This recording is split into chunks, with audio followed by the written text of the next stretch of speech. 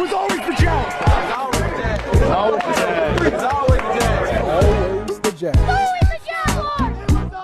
Jags. So yes, this post is unbelievably late.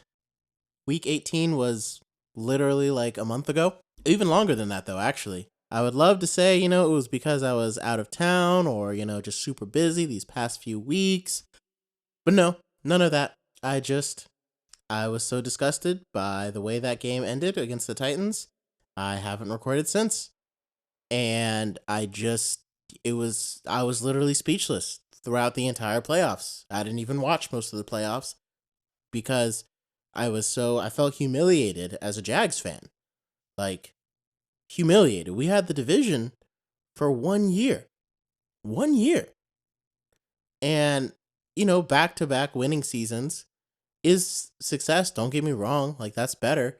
But again, we tapered. We stayed the same. We didn't get better. And that's on Trent Baalke. That's on Doug Peterson.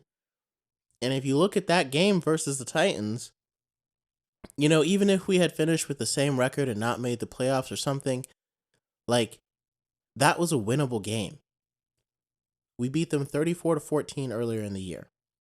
Only difference was Ryan Tannehill was playing. And we lost horribly. And I think that loss goes on everybody. I mean, we lost by one score, but that loss is on everybody. Trevor, the defense, the Doug Peterson, everybody. We had at least one opportunity where we could have kicked a field goal. Had we kicked that field goal when Trevor was at the 1 yard line, and Press Taylor's to blame too. When Trevor was at the 1 yard line, we could have, if we had scored there too, we would have won the game, and the Jaguars would have hosted a playoff game. Now, maybe we would have lost to the Browns. Maybe would have torn them up, but, I would have been disappointed if we lost to the Browns in the first round, but not as disappointed as I am of missing the playoffs completely. And it's just, there's always cap space and things to work around in the NFL, but I think just the most disappointing thing is that Doug and Trent just stayed put, and they were like, yeah, our team is good enough. And it's like we forgot last year we were blown out by the Lions, who were on a similar trajectory to us. Second pick in the draft, one of the worst teams in the league. We got blown out 40-14. We were 4-8 after that game, and then we went on a streak. And it's like, okay, why not get better and take the next step? We still got beaten by the Chiefs in the playoffs.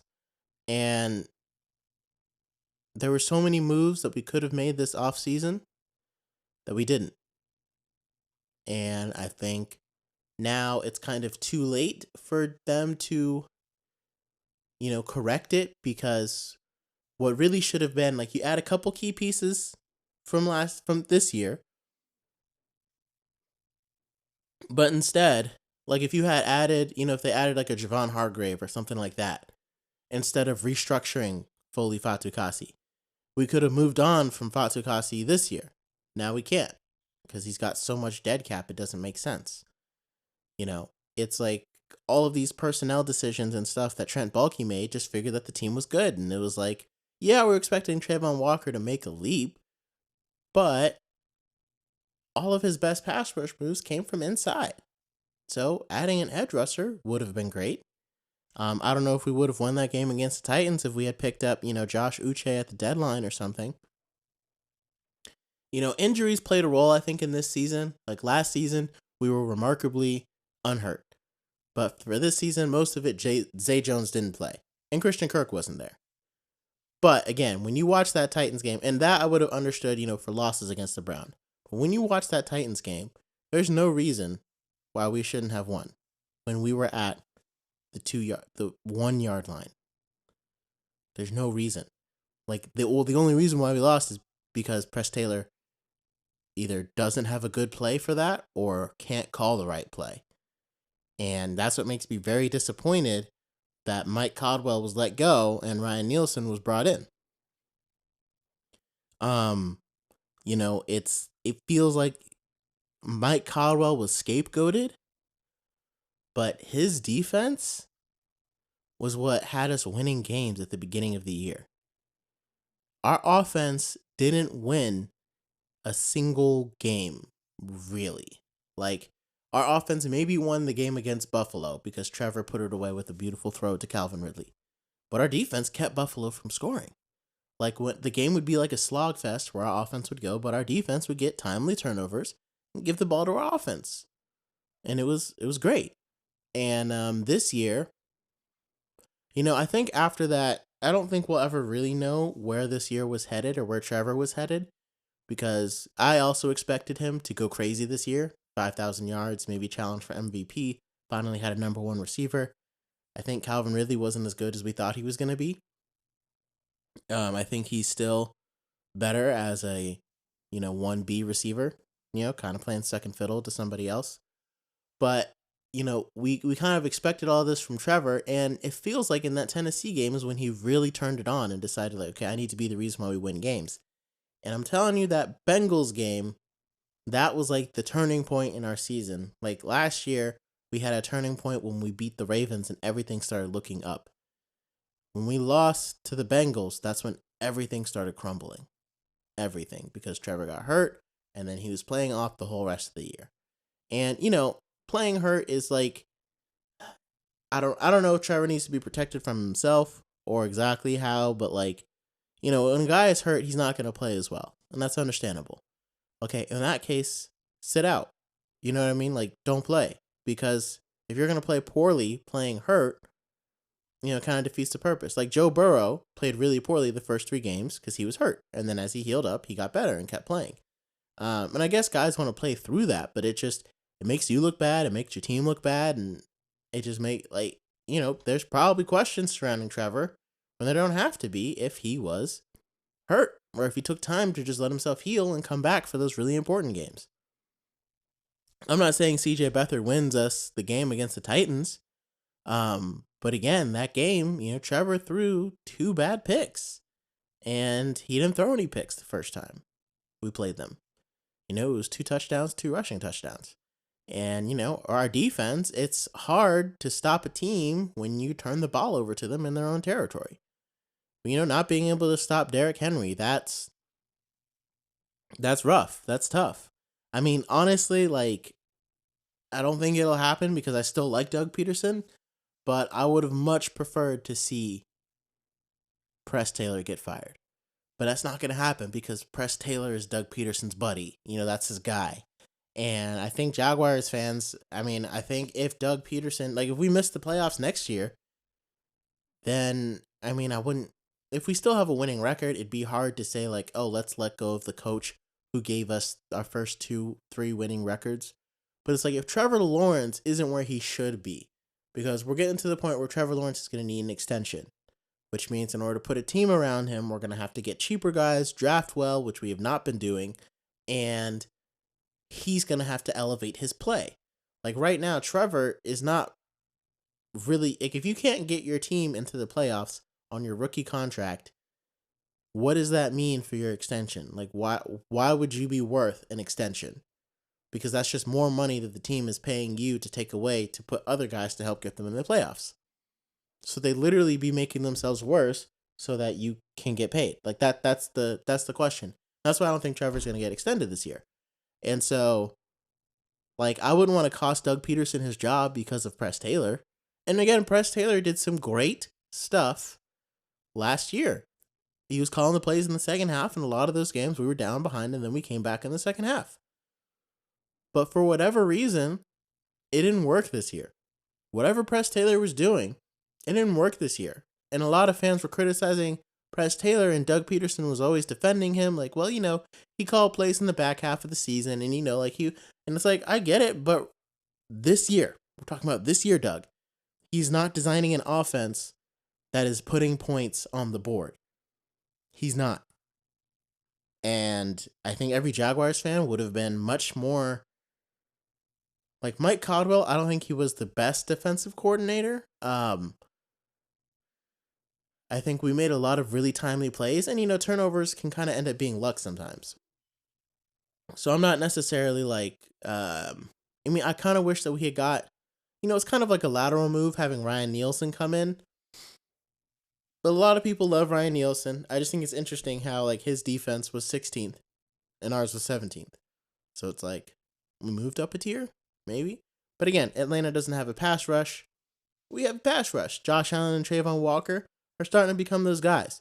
So, I mean, like I said, I don't think Trent Baalke's going to be that guy who, doesn't get Josh Allen extended. I think he can still be a good GM, but it's like there's two things that are hard to grasp in the Doug Peterson era. It's like right now, my beef with Doug Peterson is number one, his drafting. Because I don't know what it was having Urban Meyer in the room, but Trent Baalke drafted way better with Urban Meyer than he has with Doug Peterson. Because, again, Trayvon Walker, he's a good guy against the run and all that stuff. The other guys from that draft class, it's like I barely remember them. All the guys in the 2021 draft class, Walker Little, Tyson Campbell, a lot of those guys have become starters. Andre Sisco, obviously Trevor Lawrence and Travis Etienne. That's a sterling draft class. That all came under Urban Meyer. And so far this year, my dream was for us to bring in Brian Branch, Darnell Washington. Let me ask you this. Do you think if we had, and taking an offensive tackle was necessary. I thought we weren't going to have to take one because I didn't realize that Cam Robinson was going to get suspended before the season started. So taking Anton Harrison was a good idea. And he's been played better than Jawan Taylor, honestly. It's rough because Jawan Taylor left Jacksonville and is now in the Super Bowl. And his play has been critiqued all season, but he might end this year with the Super Bowl ring. And that is just painful for every Jaguars fan. Doesn't mean we should have paid him. We would not have made the Super Bowl with him, but that's just the facts of how they are. But when you think about the guys I wanted to bring in, it's like, do you think, like if we had Brian Branch out there, you think Derrick Henry would have went out for that many yards? If we had decided to move up in the second, instead of letting him fall to the Lions? Because everyone knew what the Patriots were going to do. The Packers were ripe for business. We could have sent a fourth and easily went up there and grabbed him. In the third round, Darnell Washington. Look at the Steelers' run plays. Look at how well the Steelers run the ball. Do you think if we were on the 1 yard line and Tank Bigsby or Travis Etienne was going behind Darnell Washington, do you think we would have punched it in? Now, one thing I was wrong about, Luke Fortner is a terrible center. And in another, podcast, I'll go over our free agency wish lists. But I think number one at the list should be center. We need to sign somebody, a veteran who can handle guys one-on-one, because centers are not that hard to find in free agency. You don't have to pay him a whole lot. But we need a guy because Luke Fortner is not it. I won't say he's the reason we lost the game, but he's kind of the reason we lost the game. Because on that sneak, he got blown up. Absolutely blown up before he even could get into his stance. I didn't really have much of a page on Luke Fortner last year, but it's like if you want to ask me like why we didn't get into the playoffs, there's a lot of reasons. The number one I would say is Luke Fortner, because on that play he got demolished. Now again, maybe Brandon Sheriff should have been better, in that spot. I don't think we're gonna end up re-signing Ezra Cleveland because he didn't play that well on Sunday either. On that Sunday, not this past Sunday. That was a while ago. So, like I said, it's hard to put a finger on any one thing, but it's like you look at the draft class, and it's like Darnell Washington, he went to the playoffs. So did Brian Branch. Two guys that I was banging the table for, saying the Jaguars. I was saying, like, we'll have to choose between either one, but to know that we could have had them both, and we didn't, is what is the most frustrating. And again, I love Antonio Johnson, and we still could have had him too, because our nickel problem is still not solved. Imagine, and we still could have taken Antonio Johnson in the 5th round, and he could be taking over for Rayshawn Jenkins this year, because Jenkins, I think partly a defense is hard to explain, but it looks like Jenkins got slower every single game, like just a step slower. And it's like either the game was getting faster than him or he was just losing a step. We picked Trayvon Walker and Devin Lloyd. That's the other guy I was trying to think of. And, it's really sad that like we had 2 first-round picks 2022, and I can't remember the one in the first round because he hasn't been making plays. And I thought Devin Lloyd would have been a fantastic pick. And I really wanted Tyler Linderbaum, but that didn't really work out. And then we wanted Cam Jurgens, and that didn't work out because we got leapt. But because we traded back into the first round. And so, it would have been hard to go even higher and try to leapfrog the Ravens, but they only picked a couple of picks ahead of us. So that's what I was hoping the Jaguars would do, especially because Chad Muva at this point is probably just as good as Devin Lloyd, and our center problems would have been solved. But you can't go in the past. All you can do is look to the future. And like I said, something's got to, I don't know if, I'd like to think that the drafting issues are not Doug Peterson's fault. But we don't really know how good he is as a drafter because he's never been around in a team long enough to really build it. He came to the Eagles 1 year, sucked terribly. Second year, won the Super Bowl. By the fourth year, he was out. It was fourth or fifth year. And so it was hard to see, does he draft well? Are those guys that he drafts, developing? Because I don't think any guys from the 2017 Eagles team were really on the same team that went to the Super Bowl last year. We've got so much to figure out. I'm depressed. Most Jags fans are depressed. On to another one, guys. This season is over. Enjoy the Super Bowl if it's possible. I'm going to have some people over. I don't even want to. I'm like, is there a way where both teams in the Super Bowl could lose? Because I'm just that disappointed in my Jacksonville Jaguars. So don't forget to subscribe, continue following. Sorry, I know this podcast was a little weak. But next week, I will get back on track reporting Jaguars news as we get closer to free agency and the draft. I'm going to be talking a lot about the Jaguars, what we should do. Are we going to extend Calvin Ridley, Josh Allen? All those questions coming up that we will have to figure out. So even when all is lost, it definitely seems like now, the Texans are probably going to reign the division, and I just hope we don't become the Chargers because, in the AFC West, the Chiefs have been reigning the division. The Chargers look like the team that could maybe challenge them and just never really do. But even when all seems lost, Jaguars fans, never forget, it was always the Jags.